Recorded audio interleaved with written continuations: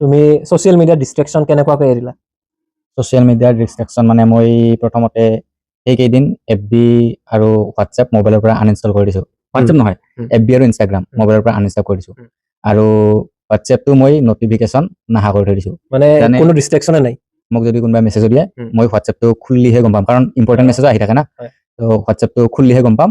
হোৱাটছএপটো নোখোলাকে মই গম নাপাম মোক কোনোবাই মেছেজ মানে কিবা নিজৰ কিবা থাকিলেহে তুমি খুলি চোৱা তাৰপিছত এনে নোচোৱা মানে আৰু টেলিগ্ৰামটো আছিল টেলিগ্ৰামত বহুত কুইজ চুইজ দি থাকে না এইবিলাক তো সেইকাৰণে টেলিগ্ৰামটো আছিল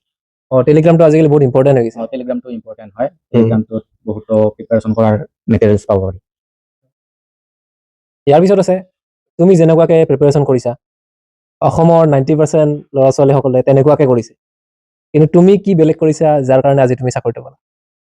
একচুৱেলি প্ৰিপাৰেশ্যন চব কৰে মানে কিছুমানে কি কৰি এপ্লাই কৰি উঠিয়ে প্ৰিপাৰেশ্যন বুলি ষ্টাৰ্ট কৰি দিয়ে কিন্তু